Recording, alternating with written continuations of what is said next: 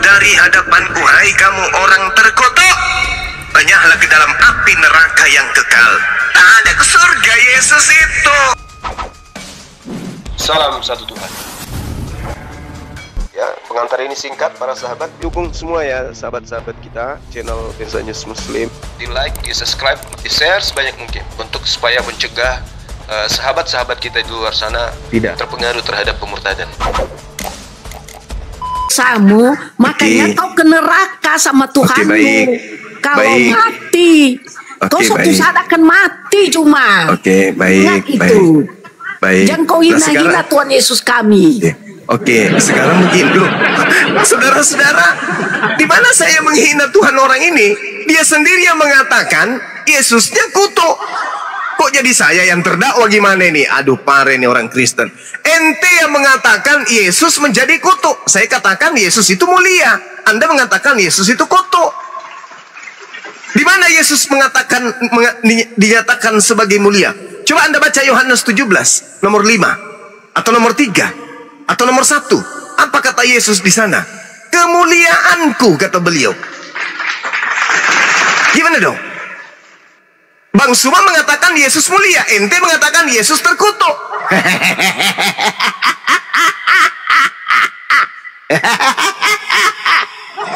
Jangan pancing saya tertawa, bro. Tak ada yang menghinakan Yesus dari Islam, itu tak ada. Hanya kalian manusia-manusia cupu yang sok membela Yesus, tapi faktanya kalian penghina Yesus. Paham kau? Coba Anda baca kitab saudara, Yohanes 1 nomor 14. Yesus terkutuk atau mulia di situ? Mulia Yesus itu. Tapi ente mengatakan Yesus terkutuk gara-gara ente kebanyakan onani. Dosa onani Anda limpahkan kepada Yesus, sehingga Yesus harus menjadi kutuk karena dosa onani Anda. Pieto, Anda yang menghina Yesus, saya yang dituduh menghina. Itu yang pertama, Bu. Anda tadi mengatakan Anda ke surga katanya. Mau kemana di surga apa? Orang terkutuk itu tak ada di surga. Hah? Hei, Matius 25 nomor 41. Dan ia akan berkata juga kepada mereka yang di sebelah kirinya, enyahlah dari hadapanku, hai kamu orang terkutuk. Enyahlah ke dalam api neraka yang kekal. Tak ada ke surga Yesus itu. Orang terkutuk itu ke dalam neraka. Kalau Anda mengatakan dari Yesus tadi, itu terkutuk. Nah sekarang buka mute Juma, Anda. jangan pengecut lah kamu sama perempuan. Oh, ibu perempuan. Tadi kukira perempuan. Jadi gini, ibu. Jangan di mute lah. Gini, ibu. Gini ya. Gini, Bu, menurut pemahaman Ibu, enggak, tadi kan Anda sudah mengatakan Yesus terkutuk. Nah sekarang menurut pemahaman Ibu, orang yang terkutuk itu ke surga atau ke neraka? Jawab. Ampunilah kamu, karena kau tidak tahu apa yang kau katakan. Ya, silakan Ibu memberitahukan ke saya. Menurut Bible Anda, kitab yang Anda kira suci, ya, orang terkutuk itu ke neraka atau ke surga? Jawab. Udahlah Juma, kau kembali aja ke gua kau. Itu tempatmu. Itu kan? Kalau kami yang percaya itu kan.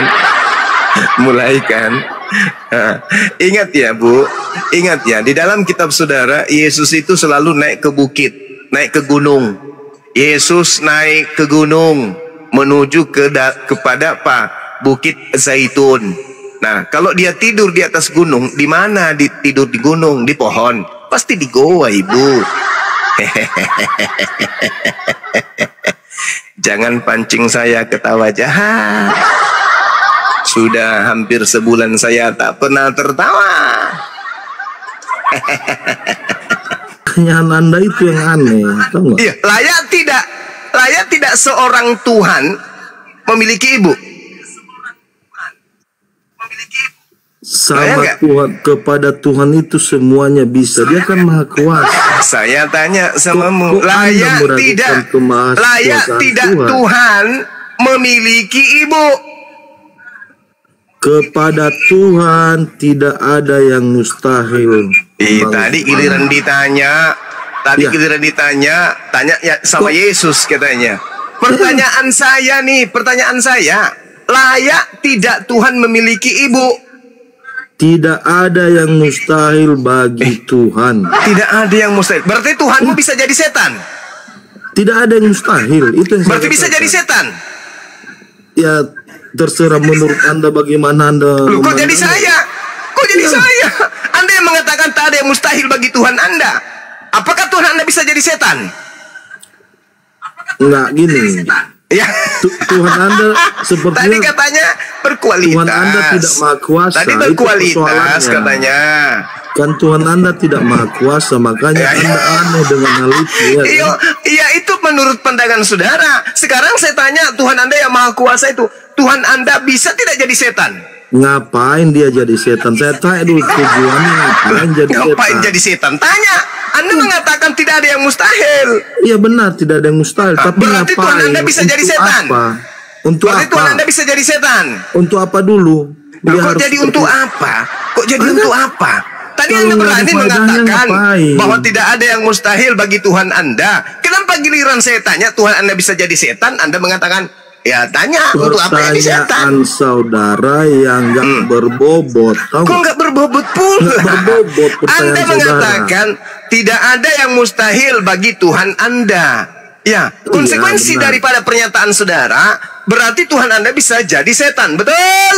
Untuk apa? Ngapain? Kalau ini bukan masalah untuk apa. Kalau yang ditanya tidak ada yang mustahil bagi Tuhan Anda. Sehingga muncul pertanyaan, apakah Tuhan Anda bisa jadi setan? Untuk apa? Ngapain? Bukan masalah untuk apa. Saya tidak bertanya tujuannya. Yang saya tanya pernyataan saudara yang mengatakan tidak ada yang mustahil bagi Tuhan saudara.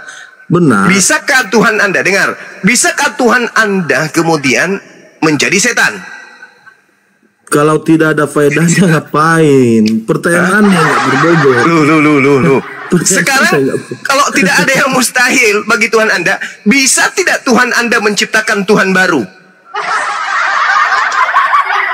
Untuk apa? Untuk hal apa? Seperti itu? Saya untuk apa? Alur pikiran saudara itu aneh, tahu nggak? Untuk apa katanya? Alur berpikir katanya Anda tak itu ada yang aneh, mustahil. Katanya tak ada yang mustahil. Katanya tak ada yang mustahil bagi Tuhan Anda. Sampai Tuhan Anda bisa dibunuh kan? Tuhan Anda bisa dibunuh kan? Tak ada yang mustahil kan? Ada gunanya, sekarang pertanyaannya, bisa tidak Tuhan Anda menciptakan Tuhan yang lebih besar dari dirinya? Bisa nggak? Untuk apa dilakukan itu? Kalau nggak ada rencana, supaya menciptakan Tuhan yang lebih besar. Supaya menciptakan Tuhan yang lebih besar. Ya kalau Tuhan Anda seperti itu ya mungkin. Kok jadi Tuhan saya? Tuhan saya memiliki sifat-sifat mustahil. Mustahil punya kelemahan. Mustahil Tuhan saya itu tidak maha suci. Mustahil Tuhan saya mati. Mustahil Tuhan saya serupa dengan makhluknya. Itu ada sifat-sifat mustahil yang melekat pada diri Tuhan saya.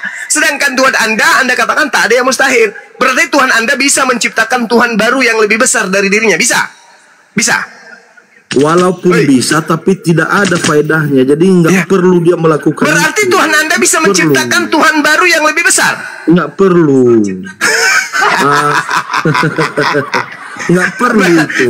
Berarti ya, Tuhan Anda cara bisa menciptakan Tuhan yang lebih besar dari dirinya. Jawab. Itu persoalannya. Tuhan Anda bisa menciptakan Tuhan baru yang lebih besar dari dirinya? Bisa atau tidak? Untuk apa dia bisa atau tidak? Itu? Sedangkan dia Tuhan. Bisa atau tidak? Itu? Pertanyaan saya bisa atau tidak? Bisa atau tidak? Tidak perlu dilakukan itu karena nggak ada. Kok tidak perlu? Nggak ada faedahnya. Dia berkata, Tuhanmu Yesus berkata, aku tidak dapat berbuat apa-apa dari diriku sendiri. Berarti bisa tidak Tuhanmu yang kecil yang tidak bisa berbuat apa-apa ini membuat Tuhan baru yang lebih besar yang bisa berbuat apa-apa? Bisa nggak? Untuk apa dia melakukan itu kalau tidak? Supaya dia bisa berbuat segala sesuatunya. Kan Tuhanmu tidak bisa berbuat apa-apa. Sehingga Tuhanmu yang menurut saudara tidak ada mustahil baginya menciptakan Tuhan yang lebih besar yang mampu berbuat apa-apa. Betul? Itulah. Itu bisa artinya tidak? Anda tidak mengenal Tuhan. Anda tidak mengenal Tuhan. Ya. Itu buktinya. Anda mengatakan Tuhan Anda tidak ada yang mustahil. Saya tanya, kalau Tuhan saudara tidak ada yang mustahil, bisa tidak Tuhan saudara menciptakan Tuhan yang jauh lebih besar daripada dirinya sendiri? Jawab. Bisa Anda atau tidak bisa? Tidak mengenal Tuhan. Jangan menghakimi saya. Jangan menghakimi saya. Saya tanya, Anda bisa atau tidak bisa? Meskipun bisa, tapi untuk apa? Tidak perlu. Ya, supaya dia lebih berkuasa. Kan Yesus tidak maha kuasa. Tuhan itu berhubungan dengan manusia, bukan membuat Tuhan-Tuhan lain. Untuk apa dia membuat Tuhan-Tuhan lain? Oh gitu, apa dia membuat Tuhan-Tuhan lain? Yesus merencanakan keselamatan manusia. Itu dibuat atau tidak? Yesus dibuat atau tidak? Dibuat, maksudnya dibuat bagaimana? Lah, Anda mengatakan untuk apa Tuhan membuat Tuhan lain? Sekarang Tuhannya orang Yahudi bukan Yesus. Yesus itu lahir di abad pertama. Berarti Tuhan membuat Tuhan baru. Baca Roma 14 nomor 9. Untuk itulah Yesus mati agar dia menjadi Tuhan. Ayo.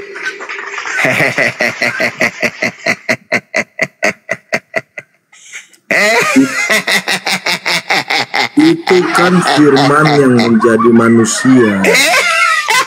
Ya. Banyak ayat yang mendukung keilahian Yesus. Jadi sepertinya ya, saudara tertawa seperti di kebun binatang. Memang saya menertawakan binatang yang nggak berakal.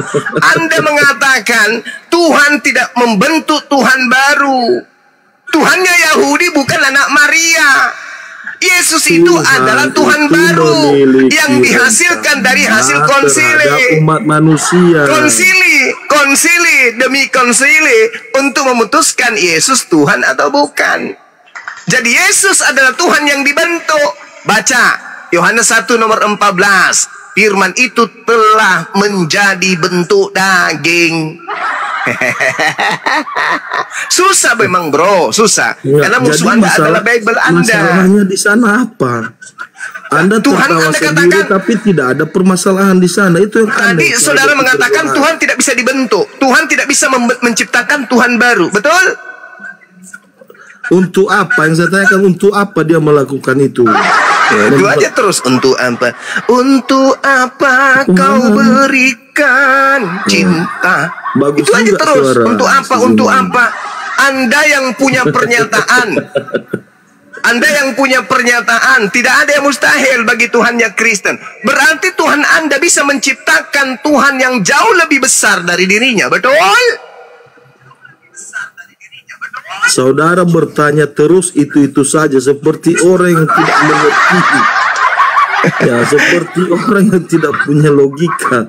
Iya, saya sudah jawab untuk apa, meskipun yang tidak punya logika itu, katanya. Untuk apa dia melakukan itu? Oke, kita mau lihat logika Anda. Saya mau uji logika Anda.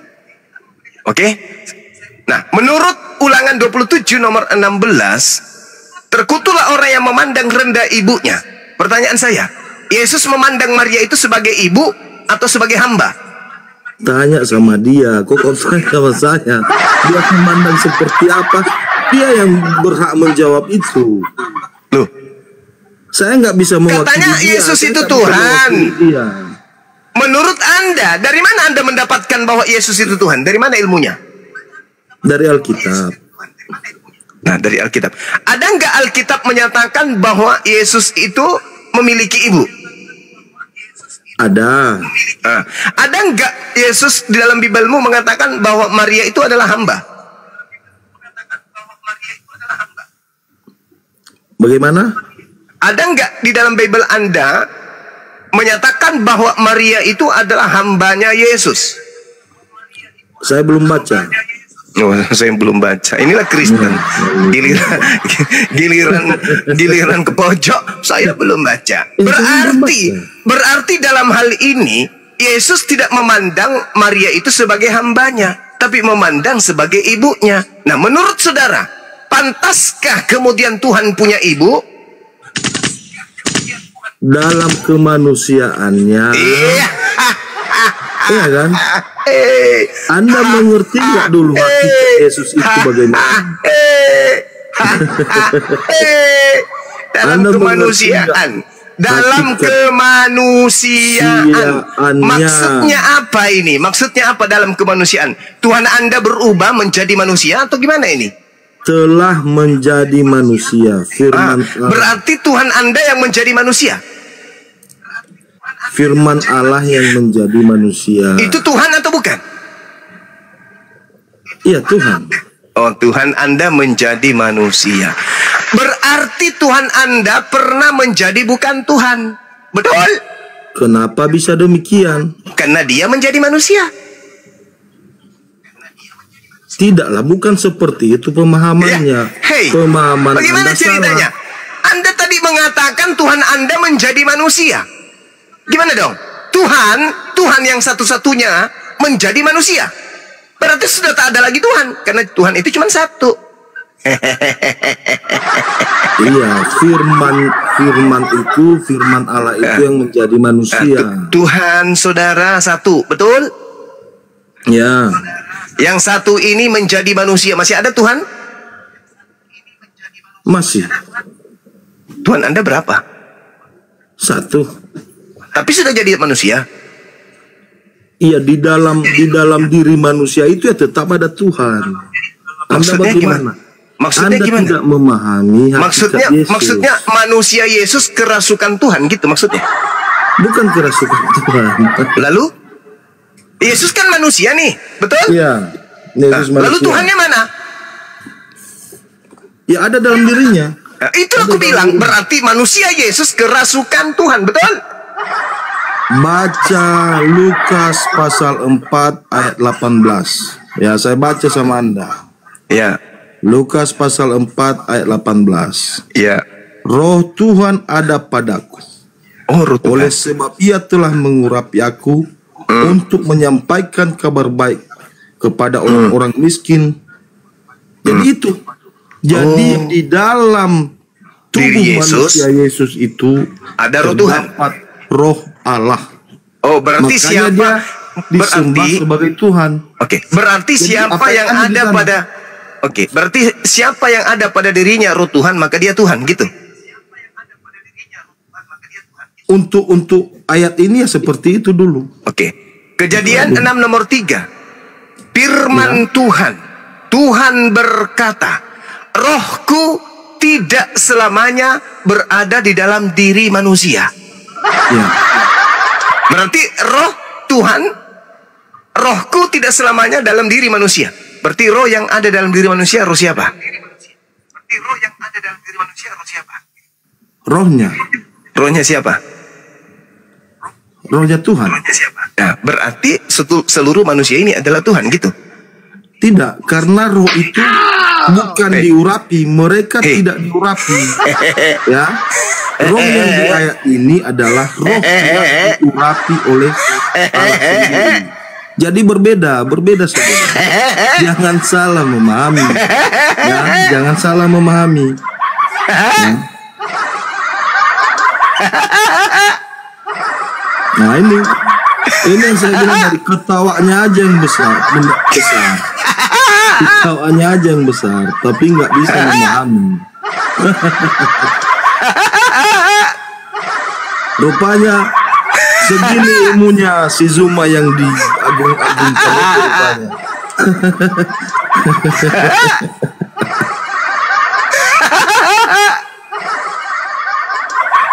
Gimana ceritanya?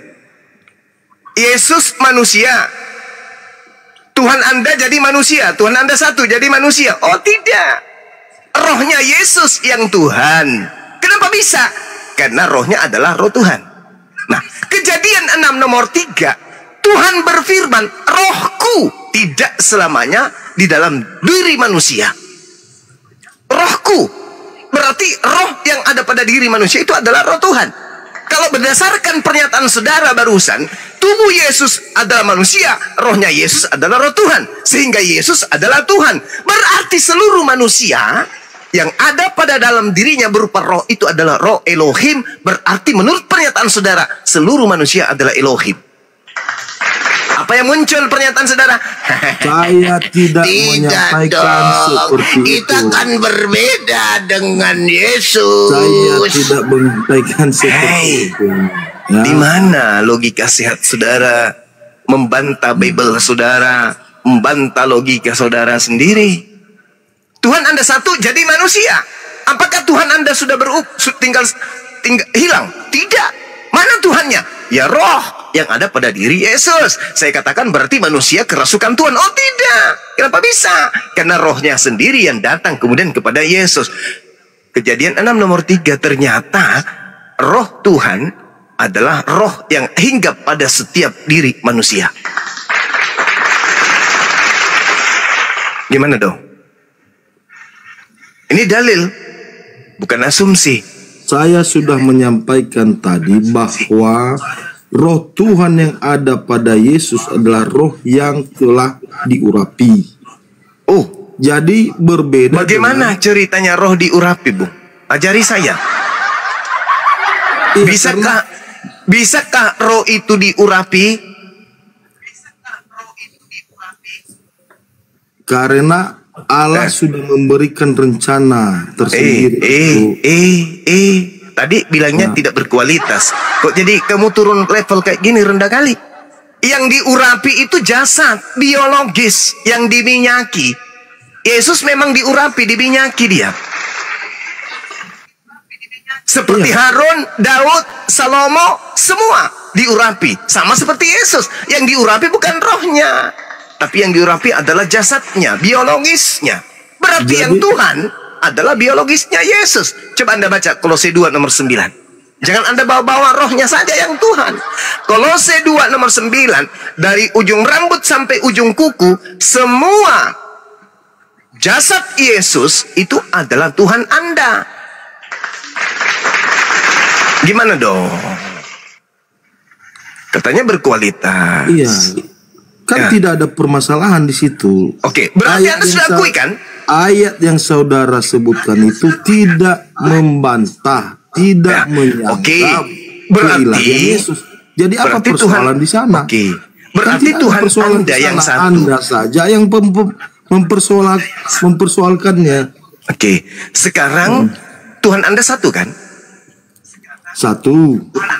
Yang menjadi daging Tuhan atau bukan? Maksudnya? Kan Tuhan Anda satu. Tuhan yang satu ini sebelum menjadi Yesus, roh atau daging? Roh. Roh. Setelah roh ini menjadi daging, masih ada roh? Masih. Oke, masih ada roh. Nah, roh yang masih ini, itu ada pada diri setiap manusia atau tidak? Bukan untuk melakukan mulai harus ada Anda yang membantah Bible sendiri. Kejadian 6 nomor 3, rohku tidak selamanya berdiam dalam diri manusia. Selamanya, dengarkan itu perbedaannya di situ sebenarnya persoalannya. Tidak selamanya berada di dalam manusia, berbeda dengan Yesus. Nah, sekarang yang ada pada diri manusia itu roh Elohim. Yang ada pada diri Yesus juga roh Elohim. Ada berapa roh Tuhan? Hah? Ada berapa? Saudara nggak tahu berapa? Iya, saya nggak tahu. Ya, ada 7. Ada 7. Manusia ada berapa? Ada 1. Maksudnya ada manusia banyak lah, berapa miliar sekarang manusia. Berarti Tuhan Anda yang 7, berarti Tuhan Anda yang 7 ini itu berbagi-bagi, membagi diri, bertelur atau beranak sampai banyak kali roh. Ya, Alkitab berkata demikian. Alkitab berkata demikian. Ya. Berarti betul Tuhan Anda adalah roh-roh. Anda tidak mengerti esensi Tuhan, itu persoalannya. Ya. Agama Anda tidak mengerti, ya, esensi Tuhan. Gimana Tuhan, ceritanya? Anda hanya saya tidak mengerti. Anda hanya kita sedang diskusi. Tuhan itu zat apa? Nggak jelas zat seperti apa? Itu perbedaannya, persoalannya. Jadi jangan Anda mengakui samakan, Tuhan Anda 7, betul? Jangan samakan Saudara, cara berpikir agama Anda dengan cara berpikir kami. Tornado, Anda mengakui barusan Tuhan Anda 7, betul? Bukan Tuhan 7. Anda bisa menangkap nggak apa yang saya katakan? Tuhan Anda roh. Ada roh Allah itu ada 7, bukan Tuhan 7. Berarti maksudnya Tuhan Anda itu punya roh 7, gitu? Ya, ada. Oke. Ketika dia berupa roh, apakah dia berupa jasmani juga? Ya tidaklah. Tidak. Berarti jasadnya Yesus, berarti jasadnya Yesus ini adalah Tuhan baru. Bukan Tuhan baru. Itulah kesalahan dalam berpikir. Bagaimana ini? Itu kan kesalahan berpikir Anda. Tuhan Anda tadinya kan roh, bukan daging. Betul? Ya, tiba-tiba di abad pertama 2000 tahun yang lalu Tuhan Anda menjadi daging. Betul? Dalam rangka menyelamatkan manusia. Iya, dalam rangka.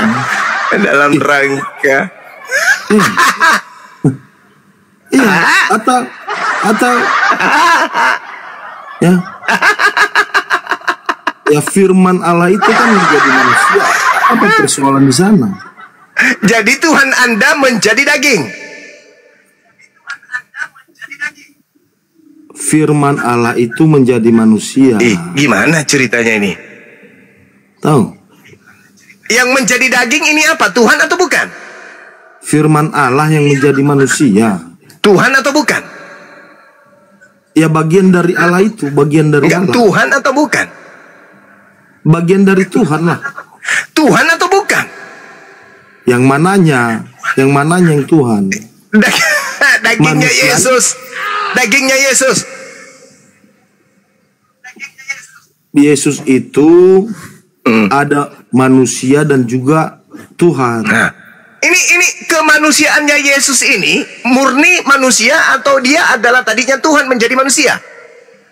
Kemanusiaannya murni manusia. Oke, tepuk tangan. Ya. Berarti kemanusiaannya yang murni manusia, di dalam dirinya ada Tuhan, betul? Ada roh Tuhan. Ada roh Tuhan yang adalah Tuhan Allah itu sendiri, betul? Roh Allah. Yang adalah Tuhan itu sendiri, betul? Iya, roh Allah. Berarti manusia yang kerasukan Tuhan. Terserah Anda menyimpulkan seperti apa. Loh, kan dagingnya menurut saudara kan kemanusiaan Yesus bukan Tuhan. Saya cuma ingatkan hati-hati, ya. Kemanusiaan Yesus kan bukan Tuhan. Sesuatu yang tidak Anda ketahui. Anda mengatakan bahwa kemanusiaan Yesus bukan Tuhan, betul? Di dalam manusia, Yesus itu kan memiliki dua hakikat. Iya, manusia tahu. Sekaligus Tuhan. Manusia sekaligus Tuhan. Sisi kemanusiaannya yang mana? Dagingnya kan? Iya benar, dagingnya, tubuhnya. Coba Anda baca Kolose 2 nomor 9.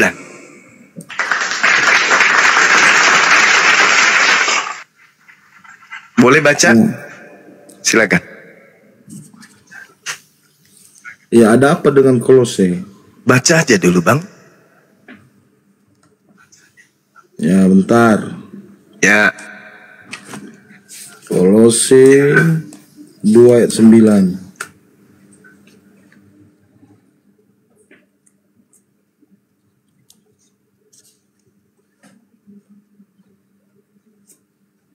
Sebab di dalam dialah berdiam secara jasmania seluruh pemenuhan kealahan. Nah, secara jasmania. Berarti ya, jasmani Yesus ini apa? Di dalam jasmaninya itu ya. terdapat kepenuhan kealahan di dalam jasmaninya. Secara jasmani atau di dalam jasmani? Ayo. Secara jasmani ya. Secara jasmani. Berarti jasmaninya Yesus adalah ilahi. Betul? Iya, termasuk ilahi. Mantap sekali. Berarti keliru Anda dengan mengatakan kemanusiaannya bukan Tuhan. Kenapa keliru? Maksudnya gimana? Tadi katanya Anda mengatakan bahwa kemanusiaan Yesus bukan Tuhan. Jasadnya bukan Tuhan, biologisnya bukan Tuhan. Tapi Paulus mengajarkan mulai dari rambut sampai ujung kaki, secara jasmani Yesus itu Tuhan. Betul? Kau dengar dengan bagus sayang. Ya, silakan Anda baca. Ulang lagi. Kolose 2 nomor 9. Dalam dialah berdiam. Anda secara mengerti kata berdiam? Berdiam secara apa? Iya, berdiam secara jasmania. Iya. Berdiam secara jasmani. Berarti kepenuhan kealahan itu berdiam di dalam jasmani itu. Oh, enggak begitu. Saya tanya lagi. Sabar. Berdasarkan Kolose 2 nomor 9, berdiam secara jasmani atau berdiam secara rohani? Jawab. Ngapain saudara bawa rohani? Orang sudah jelas saya baca tadi. Orang sudah saya baca. Saya ulang. Kolose 2 nomor 9. Theos berdiam secara jasmani atau berdiam secara rohani? Secara jasmani ya. Masya Allah. Berarti jasad Yesus Tuhan, betul? Kepenuhan kealahan berdiam dalam tubuh atau jasmani Yesus. Berarti jasmaninya Yesus adalah berarti jasadnya Yesus kepenuhan keilahian. Kepenuhan keilahian. Iya. Berarti jasadnya ini penuh keilahian, betul? Iya, berdiam, bukan penuh. Jangan. Berdiam secara apa? Maksudnya berdiam secara apa? Berdiam secara rohani atau berdiam secara jasmani? Iya, berdiam secara jasmani. Berarti jasmani ini adalah ilahi, betul? Jasmaninya itu kudus. Kudus dan ilahi. Berarti Anda sudah mengakui bahwa jasadnya Yesus itu adalah ilahi Anda, betul? Iya, berdiam kealahan itu. Nah, berarti dia berdiam secara jasmani. Nah, berarti Tuhan Anda adalah jasadnya Yesus karena dia berdiam secara jasad. Pertanyaan saya, jangan pisahkan sendiri-sendiri berdiri. Dalilnya begitu, bro. Jangan Anda mentafsirkan dalil Bible Anda sendiri dengan tafsir yang salah. Anda yang menafsirkan. Loh, kita sudah urut tadi pelan-pelan bahwa secara jasmani Theos berdiam secara jasmani. Nah, sehingga jasadnya Yesus adalah Tuhan Anda. Pertanyaan saya, nya Yesus bagian dari jasad Yesus atau bukan?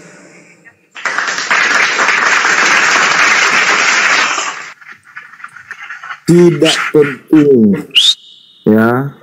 Pertanyaan Anda itu sebenarnya tidak bermutu. Kalah sama Congorpedia ini.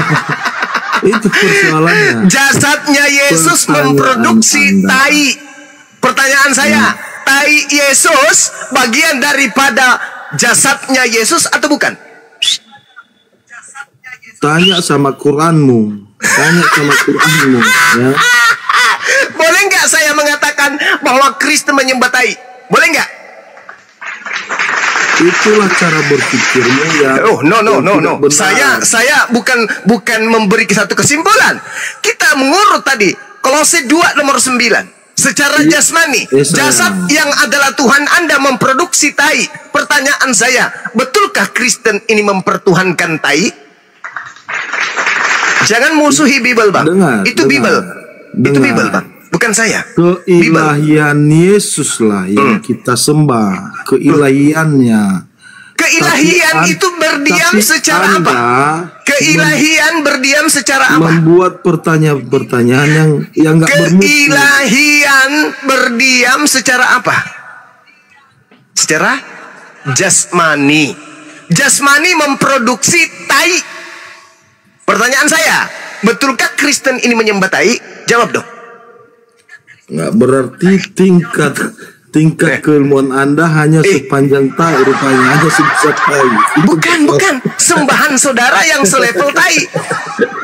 Loh. Ya. Berdasarkan Kolose 2 nomor 9, sembahan Anda setara dengan tai. Jangan larinya ke saya dong. Please, bro.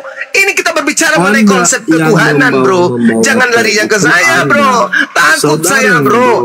Jangan sampai nanti kalian mengatakan saya yang melantik tai menjadi Tuhan Anda, bro. Kolose 2 nomor 9. Cobalah pertanyaan yang lebih berbobot, Bang Zuma. Tuhan Anda berdiam secara jasmani. Jasmani adalah Tuhan Anda yang berdiam dalam kondisi dan kodrat tersebut. Sekarang jasmani ini memproduksi Tuhan baru. Hai, jasmani yang adalah Tuhan Anda memproduksi pribadi baru bernama tai. Pertanyaan saya, tai yang keluar dari Tuhan Anda itu apakah Tuhan Anda juga? Jawab. Berat kan, bro? Berat kan? Tadi jangan siang sampai orang kemarin pagi ya, CP Congorpedia, siapa lagi? Taipudin, siapa lagi? Bom Stok, siapa lagi? RK Rok Kematian, siapa lagi? Siapa lagi teman-teman? Kumpul mereka semua, mereka bom congor, mereka semua hancur lebur kubuat. Pertanyaan Kolose 2 nomor 9 ininya yang ku pertanyakan.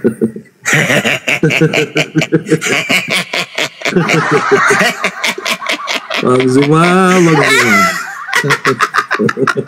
Itu baru satu, Bu. Nggak ada pertanyaan lain, nggak, ini nggak bermutu sama. Nggak bisa, bukan nggak berbobot. Ini mengungkap sisi kebenaran Bible dalam konsep ketuhanan agama Kristen. Anda belum membaca Kolose 2 nomor 6, Filipi 2 nomor 6, nomor 7, nomor 8. Bahaya kalau Anda baca itu. Karena Theos tidak mempertahankan keilahiannya, melainkan mengambil rupa manusia.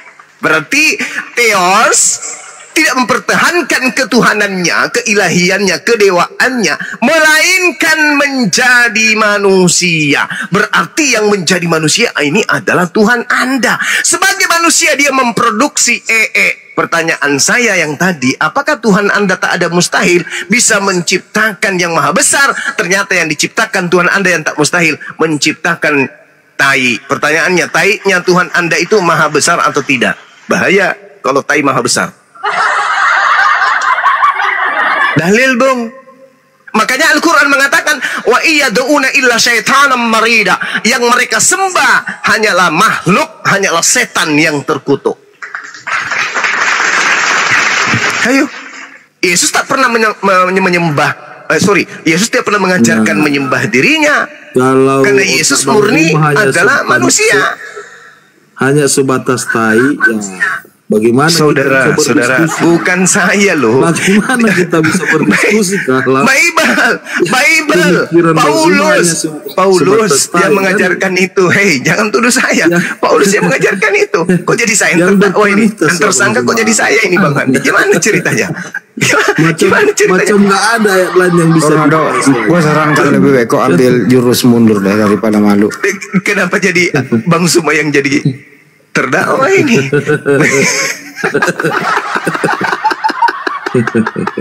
Pergilah kau setan. Inilah celakanya kalau beragama dengan data-data yang tidak bersumber dari pencipta alam semesta. Masakan Tuhan menjadi daging dan seluruh daging ini kepenuhan secara jasmani Tuhan Anda. Lah, saya tanya, Anda tidak mengetahui rahasia, rahasia iya. pencipta.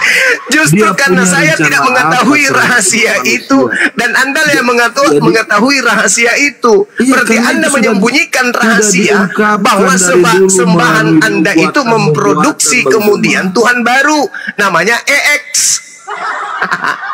Sudah dinubuatkan dari zaman dahulu. Apa rahasia? Kok di mute ini nggak fair ini apa?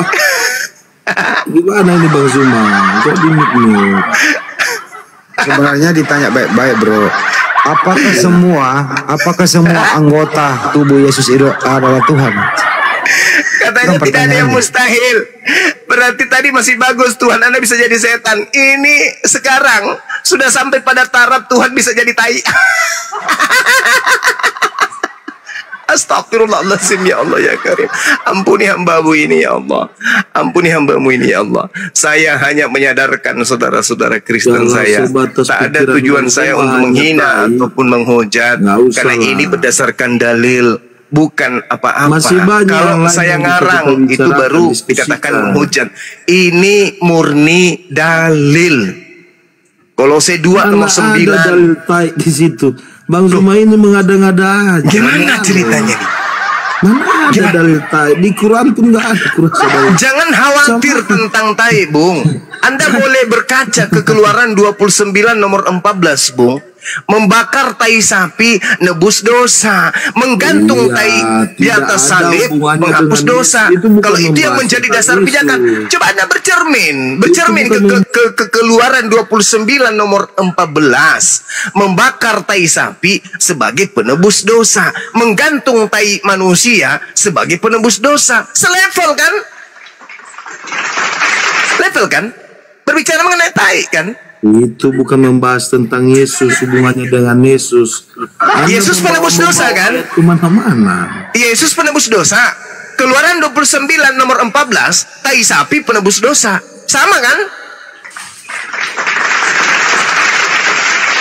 Ayo, siapa suruh?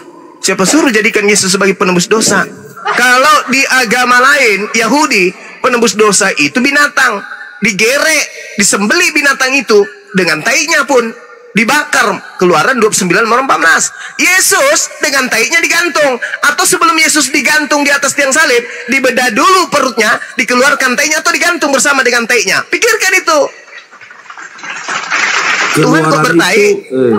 Bang Zuma, yes. Keluaran itu untuk bangsa Yahudi waktu itu. Nah, keluaran untuk bangsa Yahudi, tai sapi.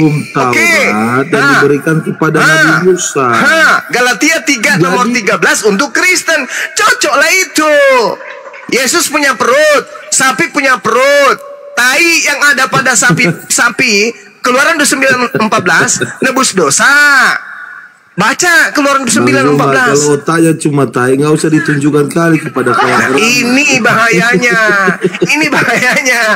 Kalau menjadikan Tuhan sembahan setara dengan tai sapi sebagai penebus dosa. Hanya tai aja, itu kan susah kita. Begini saudara, saya rasa Anda belum pernah mendengarkan Keluaran 29 nomor 14, bakar tai sapi sebagai penebus dosa. Itu gantung Yesus pada siapa? Yesus itu digantung di pohon sebagai penebus dosa. Pertanyaannya, kalau Keluaran 29 nomor 14 bakar tai, kalau di dalam kitab saudara Keluaran Galatia 3 nomor 13 gantung tai, ditujukan pada bangsa mana? Pada umat mana dong ya? Ditujukan gantung tai kan. Sekarang pertanyaan saya, belum ada di dalam perut Yesus ada tai atau tidak?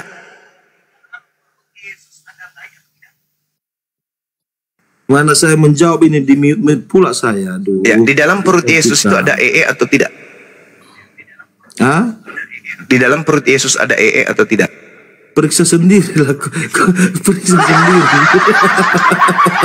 Ada dong. Dia kan manusia 100%, tadi Anda akui. Nah, sekarang ketika dia digantung di atas pohon, itu digantung dengan perutnya atau tidak? Apanya? Digantung dong. Nah, sekarang Kolose 2 nomor 9, seluruh tubuh Yesus secara jasmani kepenuhan roh. Berarti termasuk tai dong, sama seperti Keluaran 29 nomor 14. Ya dong. Boleh nggak? Boleh nggak saya bertanya bahwa Kristen dosa-dosanya ditebus juga oleh tai yang ada pada diri Yesus? Baca Filipi 2 nomor 6, nomor 7, nomor 8. Ini hanya membicarakan tai aja dari tadi. Ya makanya jangan menyembah manusia, bro. makanya Yesus mengusir. Makanya Yesus mengusir di Matius 7 nomor 22 sampai nomor 23. Kenapa? Karena tidak layak menurut Yesus dirinya dituhankan, karena dia adalah manusia yang punya lambung, yang punya kantong makanan, yang punya tempat kumpulnya kotoran. Makanya Yesus mengusir Matius 7 22 sampai 23. Tidak layak dia dituhankan. Menurut siapa? Menurut Yesus. Coba Anda baca Matius 7. Hanya Anda aja yang memperoleh diri menyembah Yesus, sementara Yesus sibuk menyembah kepada Tuhannya. Yohanes 4 nomor 22, aku menyembah apa yang aku kenal, kami menyembah apa yang kami kenal, sedangkan kalian menyembah apa yang kalian tidak kenal. Kata Yesus, berarti Yesus adalah penyembah Tuhan, sedangkan kalian justru menyembah Yesus. Mana yang benar ini? Yesus atau kalian, saudara-saudara Kristen? Bang Zuma ini sebenarnya udah jadi Kristen. Karena lebih banyak membaca Alkitab. Oh iya, itu demi untuk menolong kalian. Bukan di situ poinnya. Bukan di situ poinnya, Bung. Nah, untuk apa Bang Zuma ini? Untuk apa Bang Zuma ini menguraikan isi Bible? Harusnya Anda berpikir. Sedangkan pendeta di gereja tidak menguraikan sedetail ini. Pendeta hanya menyampaikan kabar-kabar yang ada berhubungan dengan perpuluhan. Keselamatan, kasih, surga, Yesus ke surga, kita ke surga. Itu aja. Mereka tidak berani kemudian untuk mengurai isi Bible itu dengan sempurna. Itu loh poinnya. Yesus menyembah kepada Elohim. Kristen menyembah kepada Yesus. Mana yang betul? Yesus atau Kristen? Anda mengatakan Yesus adalah Elohim itu sendiri. Nggak mungkin, Elohim tak punya perut. Yesus punya perut. Gimana dong? Elohim tidak pernah mengusir orang yang menyembahnya. Yesus mengusir orang yang menyembahnya. Gimana ini? Saya berdasarkan data, bukan saya mau menyesatkan saudara. Saya berdasarkan data. Itu Bible. Kalau Anda membenci Bang Suma dengan uraian Bang Suma, berarti Anda benci Bible. Karena yang Bang Suma sampaikan isi Bible. Kalau Anda mengatakan cara saya menguraikan salah, lalu cara siapa yang benar? Cara pendeta. Kenapa bisa? Karena dia kepenuhan Roh Kudus. Berarti Roh Kudusnya menyimpang dari isi Bible. Bukankah Bible itu tertulis untuk dipahami sesuai dengan apa yang ada di situ? Kenapa dipahami sesuai dengan yang tidak masuk akal? Bukankah Yesus mengatakan kasihi Tuhan Elohim dengan akal? Berarti apa yang tertuang di dalam catatan-catatan Bible harus kemudian difilter dengan akal. Nah, ini akal yang saya gunakan. Bukan akal-akalan. Karena sepertinya Bang Zuma lebih memahami Alkitab. Saya nanya aja. Coba Bang Zuma jelaskan Yohanes pasal 14 ayat 8. Oke. Kita uraikan. Kalau perlu Yohanes 14 ini kita uraikan semuanya satu perikop. Supaya orang-orang yang ada di sini itu paham. Bagaimana? Ya, coba bagaimana menurut Bang Zuma? Pemahaman Bang Zuma. Oke, baik. Karena sepertinya Bang Zuma dari tadi lebih paham sepertinya. Kita mulai dari nomor 1 atau langsung ke nomor 8? Coba nomor 8. Oke, kata Filipus kepada Yesus, Tuhan, tunjukkanlah Bapa itu kepada kami. Itu sudah cukup bagi kami. Apa jawab Yesus? Telah sekian lama engkau bersama-sama dengan aku Filipus, namun engkau tidak mengenal aku. Barang siapa telah melihat aku, ia telah melihat Bapa. Bagaimana engkau berkata, tunjukkanlah Bapa itu kepada kami? Tidak percayakah engkau bahwa aku di dalam Bapa dan Bapa di dalam aku? Apa maksudnya Yesus? Sudah lama engkau bersama dengan aku, Filipus. Kok masih bertanya, tunjukkan Bapa itu kepada kami? Bukankah saya sudah mengajarkan kepadamu, Bapa tidak bisa dilihat? Matius 5 nomor 37. Dan suaranya pun tidak pernah didengar. Kok kamu minta? Kok kamu minta saya tunjukkan? Lucu ente, Filipus. Barang siapa yang melihat aku, Filipus, itu sama seperti melihat Bapa. Kenapa? Karena aku berkata apa yang diperintahkan Bapa. Aku mengerjakan apa yang diperintahkan Bapa. Berarti siapa melihat aku sama melihat Bapa. Tetapi bukan aku ini Bapa. Apa buktinya? Filipus, coba uraian perkataanku di dalam Yohanes 7 nomor 28 nomor 29. Baca. Apa kataku di situ menurut Yesus? Kamu memang mengenal aku, tetapi kamu tidak mengenal Bapa yang mengutus aku. Gimana dong? Cuma lupa menjelaskan ini, bahwa aku di dalam Bapa dan Bapa di dalam aku. Nah, maksudnya bagaimana? Kalau begitu, berarti Paulus juga itu adalah Tuhan. Karena dalam 1 Korintus 14. Ini bukan Paulus ini Yohanes ini, Bang. Ini Paulus, Bung. Paulus mengatakan di dalam kitab saudara 1 Korintus, dia mengatakan bahwasanya aku di dalam Yesus. Gimana dong? Itu mengatakan diri, akulah yang menjadi bapakmu. Dia mengatakan, meskipun beribu pendidik yang datang kepadamu, engkau tidak memiliki bapa. Sebab akulah yang menjadi bapakmu di dalam Yesus Kristus. Berarti Paulus mengaku Bapa yang ada di dalam diri Yesus. Berarti yang Anda sembah Paulus gitu. Itu berbeda, Mas. Gimana dong? Berbeda. Ini kan ayatnya di sini, Bapa di dalam aku dan aku di dalam Bapa. Sedangkan di apa tadi yang Paulus yang abang bilang itu, itu kan aku di dalam Yesus, tapi nggak ada Yesus di dalam Paulus, kan nggak ada lanjutan seperti tidak itu. Ada Paulus di dalam kan Yesus. Berbeda. Paulus sendiri mengatakan itu yang pertama. Yang kedua, coba Anda baca di dalam Yohanes 17 nomor 21. Coba Anda baca. Supaya mereka semua menjadi satu, sama seperti engkau ya Bapa di dalam aku dan aku di dalam engkau, agar mereka juga di dalam kita. Berarti murid-murid Yesus juga Tuhan gitu maksudnya. Ya kan berarti benar kan, berarti Yesus itu di dalam Bapa. Berarti murid-murid Yesus juga ini adalah Bapa. Nggak, bukan seperti itu. Ini kan Yesus, Anda nggak percaya? Matius 17 nomor 21. Supaya mereka semua menjadi satu, sama seperti engkau ya Bapa di dalam aku dan aku di dalam engkau, agar mereka juga di dalam kita, supaya dunia percaya bahwa engkaulah yang telah mengutus aku. Mereka di dalam kita, kita di dalam mereka. Berarti mereka juga adalah kita. Kalau kita Tuhan, berarti mereka juga adalah Tuhan. Bagian dari keilahian. Iya. Ya itulah rahasia Tuhan, Bang. Allahu Akbar. Itulah rencananya. Ini dalil. Bagaimana menyelamatkan Pertanyaan saya, apakah murid Yesus, apakah murid Yesus juga Bapa, juga Tuhan?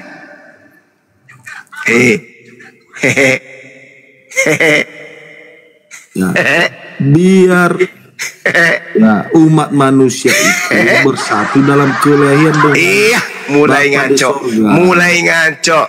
Sekarang saya tanya saudara, kotoran Yesus, nya Yesus, T-nya Yesus di dalam Yesus atau bukan? Jawab dulu. Ini kembali lagi ke pemikiran tadi. Ini gimana? Jangan bantu saya untuk paham, bro. Orang sudah Anda membawa Yohanes 14, kembali Dota nomor 8. Aku di dalam Bapa, Bapa di dalam aku. Karena aku di dalam Bapa, Bapa di dalam aku, maka aku Tuhan. Aku. Nah, kotoran nya Yesus di dalam Yesus. Berarti yang di dalam Yesus adalah Tuhan. Kan kembali ke dalam Kolose 2 nomor 9. Berarti kotorannya Yesus adalah... Oke, begini. Oke. Iya, Bang Zuma tadi. Gimana saudara? Saya juga ingin tahu bagaimana konsep keilahian atau zat Allah itu melalui versi Muslim. Bagaimana sebenarnya Muslim bisa menjelaskan zat itu? Oke. Di Islam tidak ada pengakuan dalil ataupun hadits bahwa Allah itu adalah zat. Tak ada, tunjukkan dalilnya. Ya, tapi itu kan yang beredar sekarang kan seperti itu. Oh, nggak bisa. Kita umat Islam itu berdasarkan Al-Quran. Nah, di mana di dalam ayat Al-Quran dikatakan Allah itu zat. Sedangkan yang ada dinyatakan Allah itu zat itu di dalam Kisah Para Rasul 17 nomor 29. Dengarkan saya bacakan. Di dalam kitab saudara jelas dikatakan sebagai zat Allah. Bagaimana kemudian bahwa Bible justru yang menerangkan. Di terjemahan lama diterangkan begini. Kisah Para Rasul 17 nomor berapa itu? Nomor 29. Maka oleh sebab kita dijadikan Bapa, tiadalah patut kita menyangkakan zat Bapa itu serupa dengan emas atau perak atau batu yang berukir. Coba Anda baca. Kisah Para Rasul 17:29, ternyata Tuhan Anda adalah zat. Sedangkan kalau Anda mengatakan Allah itu zat, mana dalilnya Al-Quran? Tak ada. Saya ulang lagi ya. Iya,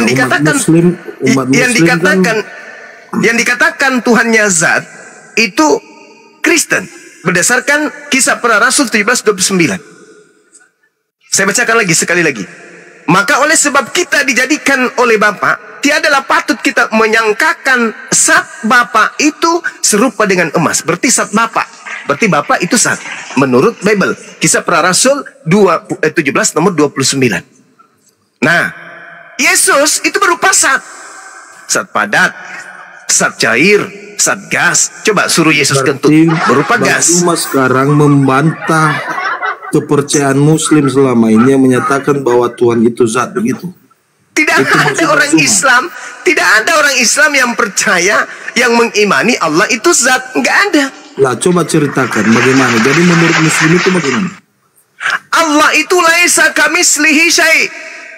Kalau Anda sulit untuk memahami Al-Quran, Tuhannya umat Islam itu bisa Anda baca di dalam 1 Timotius 6 nomor 16. Coba Anda baca. Maunya dari Quran, Bang Zuma. Ini sama seperti Al-Quran. Laisa kamitslihi syai', lam yalid wa lam yulad. Allahu la ilaha illa huwal hayyul qayyum. Sama.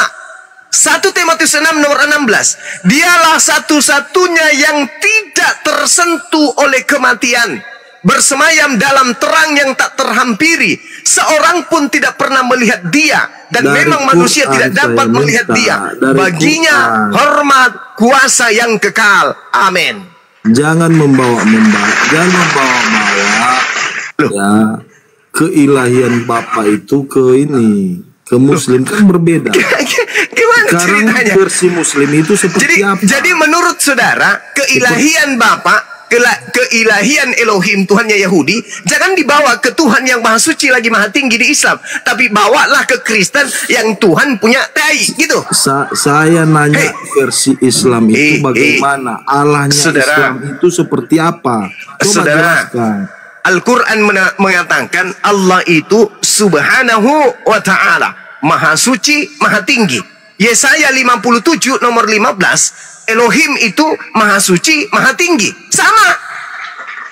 Sementara sembahan saudara tidak terlalu tinggi amat, karena pohon salib itu paling 3 meter tingginya. Kedua, dia tidak maha suci. Dalam lambungnya ada tai. Jadi itu aja. Ya itu aja untuk Anda, itu aja. Allah Islam itu seperti itu aja. Maha suci, maha tinggi. Itu aja ya. Yes, sementara ini itu aja dulu. Nah, itu bersamaan dengan Yesaya, Tuhannya orang Yahudi, Maha Suci, Maha Tinggi. Saya kira Bang Zuma bisa lebih mendetailkan, rupanya tidak bisa. Oh, Anda ingin mendetailkan Tuhan itu nggak mungkin. Menjelaskan. Yohanes 1 nomor 18. Boleh nggak Anda baca? Nggak, Bang Zuma kok terus-terusan bawa ke Injil ini, ke Alkitab. Anda kan penganut Bible. Kalau Anda membahas Quran, Bang mana Zuma nyambung? sudah mulai percaya dengan Alkitab sepertinya. Dengarkan. Yohanes 1 nomor 18. Anda kan bertanya tuh. Yohanes 1 nomor 18. Tidak seorang pun yang pernah melihat Allah. Saya tanya Allahnya Islam. Allahnya Islam. Jangan bawa-bawa Alkitab ke sana. Gimana dong? Allah itu, Bang Zuma, jadi Anda nggak percaya Bible? Dan Allahnya orang Kristen itu yang jadi Anda nggak percaya Bible? Saya percaya Bible, tapi Bang Zuma sepertinya percaya juga dan Bible, berarti itu bagus. Oke. Dengarkan saya. Zuma percaya. Innama tunziru man ittaba'a dzikra wa khasyiya ar-rahmana bil ghaib. Fabashshirhu bimaghfirati wa ajrin karim. Sesungguhnya engkau hanya memberi peringatan kepada orang-orang yang mau mengikuti peringatan dan takut kepada Allah yang Maha Pengasih, walaupun mereka tidak dapat melihat Allah yang Maha Pengasih. Allah tidak bisa dilihat. Yohanes 1 nomor 18. Tidak ada seorang pun yang pernah melihat Allah. Setan juga tidak bisa dilihat, Bang Zuma. Setan juga tidak bisa dilihat. Setan tidak bisa dilihat. Kalau hanya itu, setan dan jin. Setan juga tidak bisa dilihat. Bahkan kentut Anda pun tidak bisa dilihat. Iya. Berarti jadi menurut saudara, Allah Islam itu nggak bisa dilihat aja, itu aja. Oke. 1 Timotius 6 nomor 16. Seorang pun tidak pernah melihat dia, dan memang manusia tidak dapat melihat dia. Apakah ini setan? Jangan bawa Alkitab. Apakah ini setan? Kutanya dulu. Kutanya dulu saudara. Apakah ini setan? Saya bertanya tentang Allahnya Islam. Iya. Saya membuka cakrawala berpikir saudara. Saya membuka cakrawala berpikir saudara. Jangankan setan, akal Anda saja Anda tidak bisa lihat. Apakah berarti akal Anda adalah Tuhan? Tidak kan? Sedangkan Tuhan kami, laisa kamitslihi syai', tidak serupa dengan makhluk. Setan makhluk, berarti Tuhan kami tidak serupa dengan makhluk. 2 Samuel 7 nomor 22, Elohim Tuhannya Abraham, Ishak dan Yakub tidak serupa dengan makhluk. Yesus Tuhan Anda serupa dengan Bang Zuma. Gimana dong? Tuhan yang benar tidak serupa dengan makhluk. Berarti Tuhannya tidak serupa dengan setan. Tuhan Anda adalah roh. Setan juga roh. Berarti Tuhan Anda serupa dengan setan. Matius 1. Matius 4 nomor 1. Itu Allahnya Islam seperti apa? Kok Allahnya Islam? Kan sudah dibilang. Laisa kamitslihi syai'. Lari terus ke Alkitab. Laisa kamitslihi syai'. Tuhannya umat Islam tidak serupa dengan makhluk. Bagaimana dengan Tuhannya Yahudi? Tuhannya Yahudi juga tidak serupa dengan makhluk. Mana dalilnya? 2 Samuel 7 nomor 22. Tuhannya Islam tidak serupa dengan makhluk. Tuhannya Kristen, Tuhannya Yahudi tidak serupa dengan makhluk. Tuhannya Kristen serupa dengan makhluk dan juga setan. Gimana dong? Berarti Tuhannya Bang Zuma itu abstrak. Tuhannya Bang Zuma itu abstrak, nggak ada, nggak jelas. Karena berarti Tuhannya Yahudi abstrak.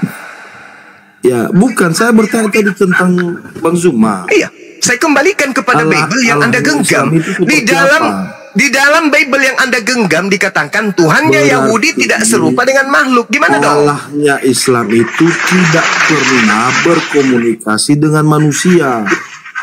Lalu bagaimana kita bisa menyembah Allah itu kalau dia nggak pernah berkomunikasi? Kami menyembah umat Islam menyembah. Umat Islam menyembah. Kami sholat, kami puasa, kami beramal soleh. Ya, apakah sudah benar Allah yang saudara sembah itu bahwa dialah Allah? Ilah itu adalah dia Allah. Oke, sekarang menurut saudara, yang umat Islam sembah itu siapa? Ya nggak tahu saya nggak tahu. Nggak tahu. Anda nggak tahu. Sekarang saya tanya, yang Anda sembah itu siapa? Yesus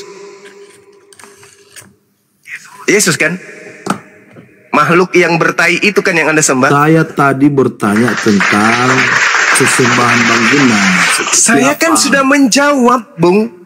Saya sudah menjawab. Tuhan saya maha suci, maha tinggi. Berarti abstrak tidak ada. Kita tidak bisa tahu. Kita tidak ketahui. Menurut saudara, yang tidak abstrak itu yang mana?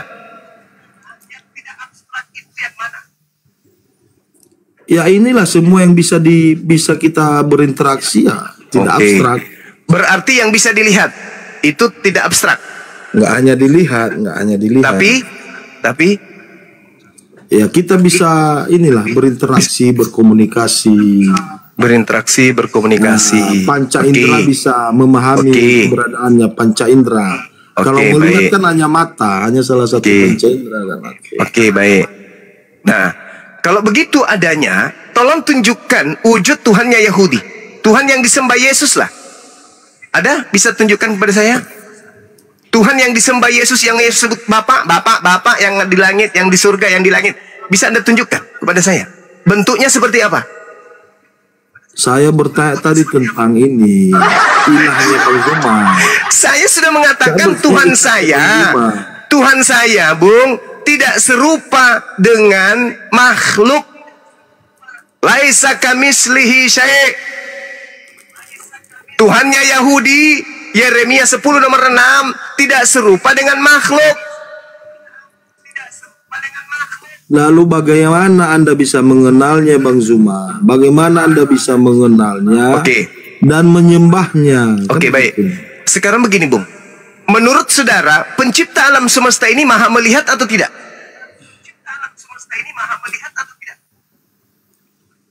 Ya maha melihat lah. Maha mendengar atau tidak? Kalau versi kami maha mendengar. Saya nggak tahu bagaimana versi Bang. Bukan mustahil. Apa tadi? Maha melihat, maha mendengar. Sepakat kita ya. Ketika umat Islam kemudian beribadah kepada hakikat yang maha melihat, maha mendengar, yang diibadahi yang maha mendengar dan maha melihat ini, melihat tidak umat Islam beribadah? Saya nggak tahu. Oh, tadi katanya Tuhan maha melihat.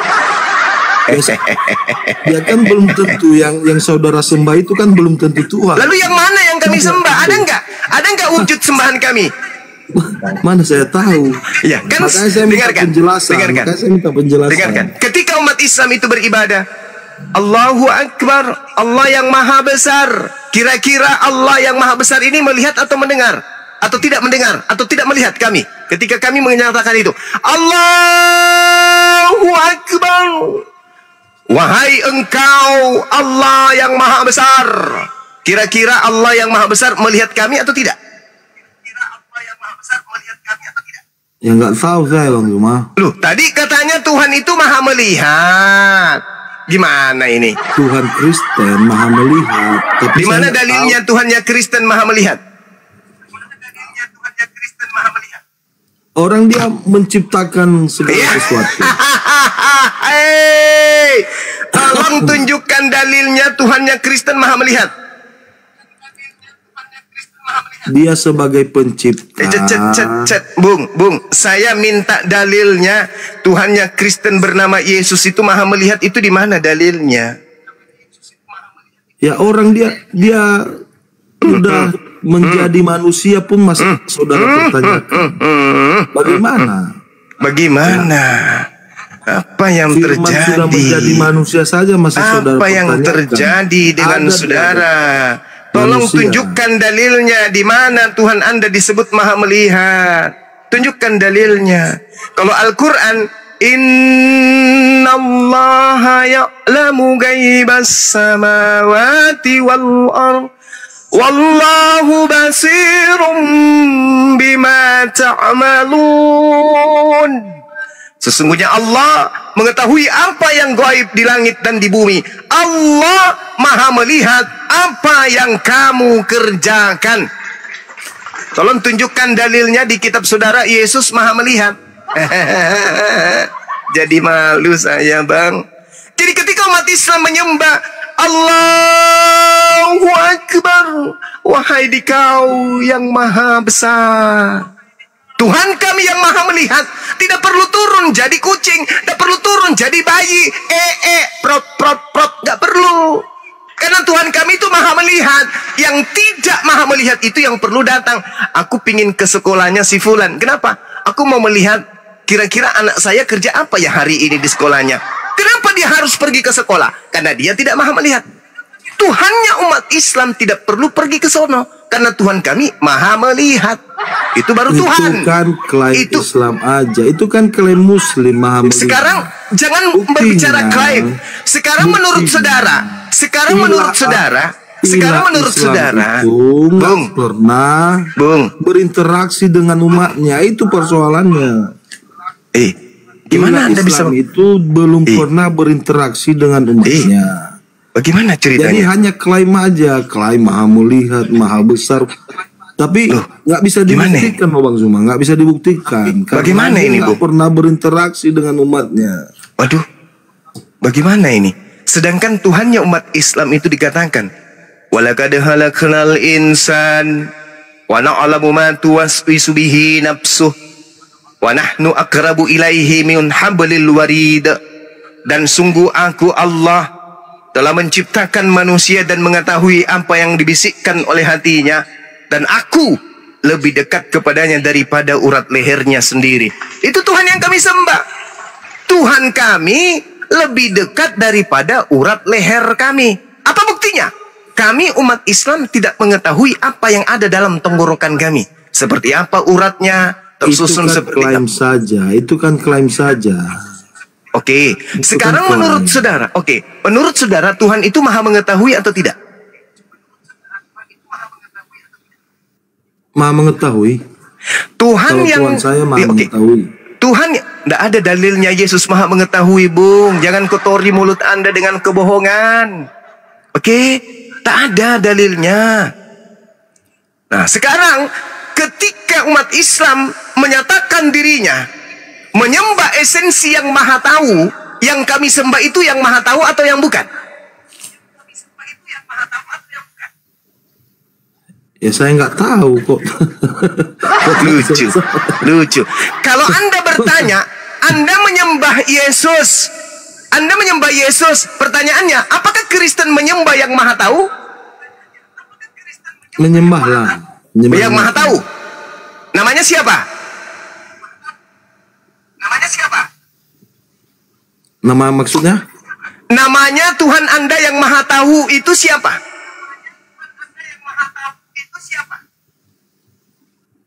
Tuhan Yesus. Mana dalilnya Yesus maha tahu? Kena Anda di sini. Mana dalilnya? Anda lupa bahwa Yesus itu ilahi. Itu persoalan. Udahlah, Bung. Yang saya minta dalil, Bung. Firman dalil itu bersama-sama dengan Allah. Baca saya Yohanes minta dalil. Yesus maha tahu, dalilnya mana? Itulah baca Yohanes. Yohanes pasal 1 ayat 1. Yohanes pasal 1 nomor 1. Pada mulanya adalah firman. Firman itu bersama-sama dengan Theos. Firman itu adalah Allah. Firman itu bersama-sama dengan Theos, betul?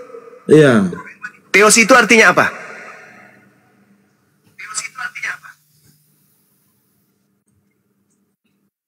Bagaimana? Theos artinya apa? Allah.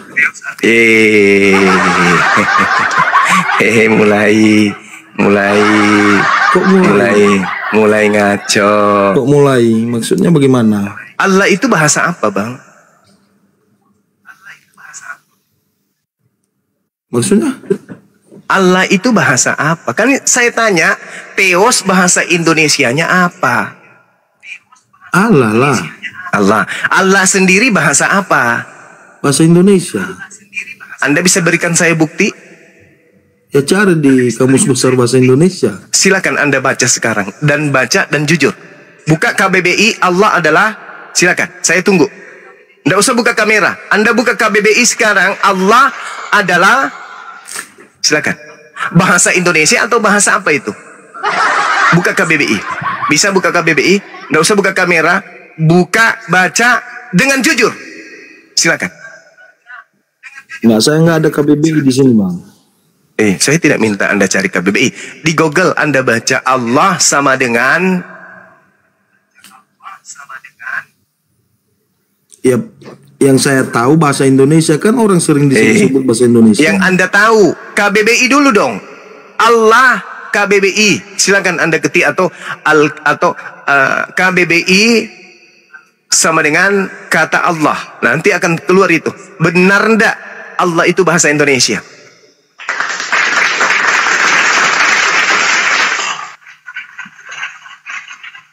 Sudah?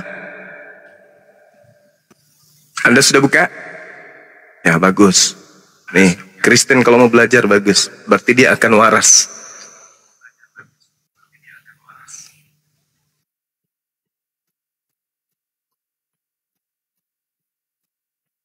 Satu,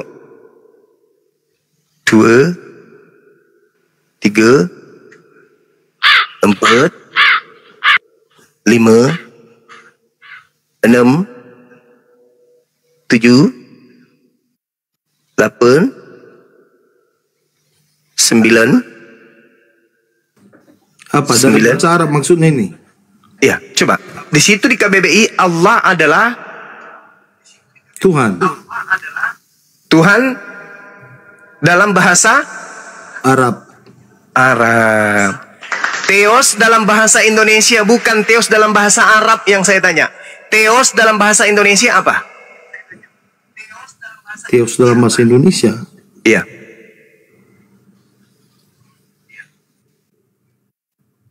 Ya Allah lah, maksudnya bagaimana? Loh.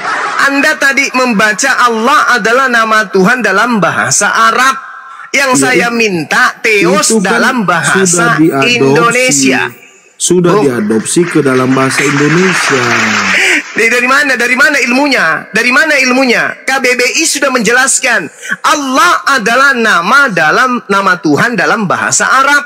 Yang saya minta Theos dalam bahasa Indonesia, bukan Theos dalam bahasa Arab.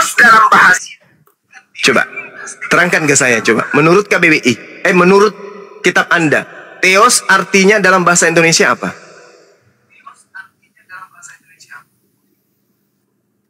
Allah, Bang, Allah. Allah itu nama Tuhan dalam bahasa apa? Adopsi ke dalam bahasa bukan Indonesia. Itu, bukan begitu. Bukan begitu, Bung. Bukan begitu. Karena dulu kan orang Indonesia kan penyembah animisme, jadi nggak tahu itu konsep kealahan. Ya kan? Tidak. Dari mana Anda mendapatkan kata Allah? Jadi menurut Bang Zuma bagaimana? Theos dalam bahasa Yunani, bahasa Indonesianya adalah dewa. Tepuk tangan dulu.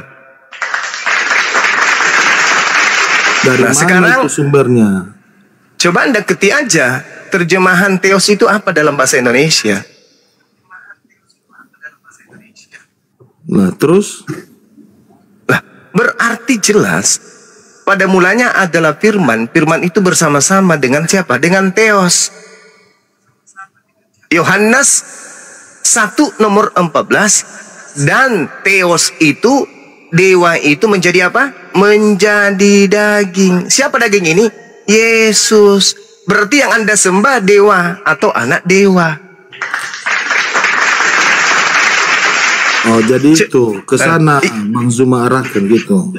Lah, kitab Anda berasal dari mana? Kan, saudara, ketika Alkitab diterjemahkan ke bahasa Yunani, orang Yunani hanya paham konsep itu, ya, sehingga ya dibawalah Theos itu, karena bahasa Yunani memang begitu dia, konsep kealahan mereka seperti itu, supaya mereka paham dan mengerti, maka itulah istilah itu dipakai. Nah, sekarang Anda sudah paham bahwa Allah itu adalah nama Tuhan dalam bahasa Arab. Sedangkan Theos itu terjemahan Indonesianya adalah dewa. Anda sudah paham? Atau Anda tidak mau tahu? Saya nggak menyembah dewa, saya nggak ngerti. Dalil Anda, Bung, dalil Anda, jangankan Yesus, Elohim, El Eroi, El Shaddai, Ya, semuanya begitu sampai di meja Romawi, semua nama dan gelar Tuhannya Yahudi berubah menjadi Theos, berubah menjadi dewa. Ingat, agama Anda yang tertua itu Katolik. Katolik itu bukan agamanya orang Yahudi. Katolik itu agamanya orang Roma. Orang Roma sebelum ada Katolik menyembah Theos, menyembah dewa. Makanya orang-orang Romawi sebelum menjadi Katolik, orang-orang Yunani sebelum menjadi Katolik, mereka adalah penyembah-penyembah roh. Anda tadi mengakui bahwa roh Theos Anda ada 7. Coba Anda baca Wahyu 5 nomor 7. Wahyu 5 nomor 6. Inilah ketujuh roh dewa yang diutus turun ke bumi. Siapa penyembah dewa-dewa? Paganism. Ada dewa Bang Zuma. Nggak ada saya baca dewa ini di Alkitab. Coba Anda baca Wahyu 5. Atau Anda baca Kisah Para Rasul 14 nomor 11. Iya, yang ada di situ kan Allah. Oke. Kan yang ada di situ Allah. Allah itu kan Anda sudah buka tadi, Bung. Allah nama Tuhan dalam bahasa Arab. Coba kita baca di dalam Kisah Para Rasul 14 nomor 11. Iya, itu kan ketika sudah orang yang melihat, sabar. Ketika orang yang melihat, banyak orang melihat apa yang telah diperbuat Paulus, mereka berseru dalam bahasa Lekonia, Theos telah turun di tengah-tengah kita dalam rupa manusia. Dewa Theos telah turun di tengah-tengah kita dalam rupa manusia. Jadi menurut konsep agama saudara sendiri, yang turun menjadi manusia itu dewa. Tidak pernah Tuhannya Yahudi turun menjadi manusia, itu tak ada. Romawi Yunani sebelum ada Katolik sebagai induk dan pintu utama penyembahan kepada Yesus, mereka semua adalah penyembah dewa-dewa. Mengapa demikian? Karena agama Yunani itu disadur dari agama Hindu, penyembah dewa-dewa. Bang Zuma terlalu cepat menyimpulkan seperti itu. Oke, saya mungkin kan keliru. Saya mungkin keliru menurut saudara. Saudara mungkin mengatakan Bang Zuma keliru. Oke, tolong tunjukkan kepada saya Kisah Para Rasul 14 nomor 11. Anda baca pelan-pelan. Baca pelan-pelan. Kata dewa dalam bahasa aslinya, pertama kali Bible itu muncul di atas muka bumi, kata yang digunakan kata dewa di situ adalah Theos. La haula wala quwata illa billah. Sedangkan Yohanes 1 nomor 1, kata Allah di situ original teksnya adalah Theos. Berarti asli yang disembunyikan itu adalah dewa. Sedangkan di dalam Yohanes 1:14-nya, Yesus itu adalah anak dewa. Berarti yang Kristen sembah selama ini adalah dewa junior. Benar sekali. Bang Zuma tidak paham bagaimana sejarah awal penerjemahan Alkitab. Jangan bawa terjemah, Bung. Jangan bawa terjemah. Kitab saudara aslinya, aku tanya dulu. Kitab saudara aslinya bahas apa? Dengarkan Bang Zuma, biar saya jelaskan juga. Ketika Alkitab dari bahasa Ibrani ya diterjemahkan ke dalam bahasa Romawi. Ya. Semua gelar Tuhan berubah menjadi apa? Theos kan? Ya, istilah-istilah apa itu? Ya, supaya bangsa Romawi mengerti bagaimana konsep keilahian dalam kekristenan. Makanya itu dibawa ke dalam bahasa Romawi. Bukan berarti ya Theos. Nah sekarang ku tanya, kan jelas siapa dia. Sekarang ku tanya sama saudara, jelaskan siapa dia. Sekarang mohon ajarin saya, sebelum ada agama Katolik, bagi orang Roma yang mereka sembah siapa? Elohim atau dewa? Dewa. Benar itu Bang Juma. Dewa. Anda sudah mengakui, apa lagi? Anda sudah mengakui. Orang Roma sebelum mengakui adanya agama Katolik, sebelum ada kitabnya orang Yahudi, mereka menyembah dewa. ketika mereka mengambil terjemahan kitabnya orang Yahudi, yang tadinya Elohim, mereka ganti apa? Ganti dewa, bukan? Iya, supaya mereka lebih paham. Nah, sekarang supaya yang mereka sebut lebih mudah memahami. Sekarang yang mereka sebut Yesus itu inkarnasi Tuhannya orang Yahudi menurut Yahudi, atau itu Yesus murni Tuhannya orang Roma Yunani? Ayo. Menurut orang Yahudi nih, di zaman modern saat sekarang ini sudah 2000 tahun. Menurut orang Yahudi, praktisi Torah, apakah Yesus itu inkarnasi daripada Elohim? Atau menurut mereka dalam Talmud, Yesus itu adalah anak zina? Coba Anda jawab dengan jujur. Tanya sama orang Yahudi, saya nggak tahu. Itu orang Yahudi sekarang udah banyak mengakui bahwa Yesus itu orang Yahudi yang bisa menjelaskan itu. Saya nggak pernah komunikasi dengan mereka. Ya, kenapa masih ada Yahudi? Kenapa masih ada Yahudi? Kenapa Yahudi tidak menyembah Yesus? Sekarang di Israel itu, ya, agama Yahudi juga mulai menyadari bahwa Yesus itu Elohim. Ya udah, itulah mimpimu. Oke, saya rasa kita selesaikan sampai di sini. Saya mau ibadah, saudara. Yang pada intinya adalah, dengarkan dulu kesimpulan saya, nanti Anda bisa tanggapi.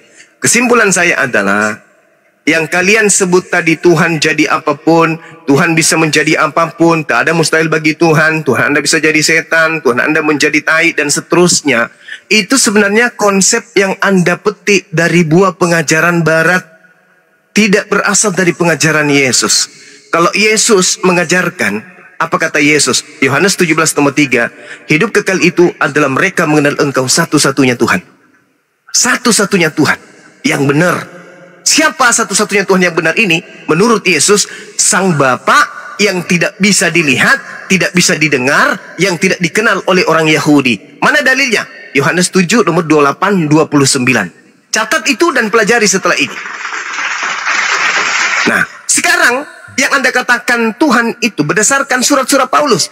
Surat Paulus tidak ada tempat di dalam tempat ibadahnya Yahudi. Di sinagoge tidak ada surat-surat Paulus. Kenapa? Karena surat-surat Paulus itu dianggap haram hukumnya dibaca oleh orang Yahudi. Baca Talmud. Siapa yang membaca kitabnya Kristen, kata Talmud, maka mereka semuanya akan dihukum. Sedangkan kitab-kitab surat-surat Paulus ini tidak pernah masuk ke sinagogi, tempat ibadahnya orang Yahudi. Surat-surat Paulus hanya dipakai di kalangan Romawi penyembah dewa. Ingat, Anda sudah mengakui. Sebelum ada Katolik, orang Roma Yunani menyembah dewa-dewa. Bisa saya tanggapi, Bang Zuma? Sabar, ini kesimpulan saya mau ibadah. Oke, nanti dilanjutkan oleh teman kita yang Muslim. Nah, jadi pada kesimpulannya adalah yang Anda sebutkan tadi, roh, 7 roh Tuhan Anda nusul ke bumi, itu bukan Tuhan, tetapi dewa-dewa yang orang Yahudi, yang Yunani dan Romawi sembah. Ingat, animisme itu adalah penyembah roh-roh, sedangkan Kristen ini adalah penyembah roh-roh. Animisme, ajaran paganisme, ajaran politeisme, itu adalah penyembah roh-roh. Orang Yahudi, tidak ada satupun nabi di antara orang-orang Yahudi yang menyembah kepada roh. Karena roh itu adalah makhluk. Setan juga adalah roh. Hantu juga adalah roh. Dan seterusnya. Berarti Kristen berdasarkan kemudian Lukas 24 nomor 37, Kristen itu menyembah pneuma. Pneuma di dalam Lukas 24 nomor 37 itu adalah hantu. Sedangkan Yohanes 4 nomor 23, 24, Tuhannya Kristen adalah pneuma. Berarti Tuhannya Kristen adalah hantu. Saya rasa begitu, Saudara Kepas. Saudara Kepas. Statementnya lah panjang kali ya, kayak berkhotbah closing statementnya. 10 detik terakhir. Saudara baca Lukas 24 nomor 37. Di situ ada kata hantu. Kata hantu dalam bahasa Yunaninya pneuma. Sedangkan di dalam Yohanes 4 nomor 24, Tuhan Kristen disebut pneuma. Sembala theos di dalam pneuma. Sembala dewa di dalam hantu. Sembala hantu di dalam dewa. Bang Juma, nggak jadi-jadi kok Bang Juma jadi sholat. Berarti yang Kristen sembah adalah hantu berdasarkan Lukas 24 nomor 37. Al-Quran mengatakan, wa iyad'una illa syaitanan marida. Yang orang kafir sembah tak lain dan tak bukan adalah hantu yang terkutuk, hantu yang durhaka. Berarti betul lah kata Al-Quran berdasarkan kisah para Rasul Lukas 24 nomor 37, pneuma adalah hantu. Berdasarkan Yohanes 4 nomor 24, Kristen adalah penyembah pneuma, sedangkan pneuma adalah hantu. Berarti Kristen menyembah hantu. Hantu identik dengan setan. Wa iyaduna illa syaitanan marida. Orang-orang kafir penyembah setan yang durhaka.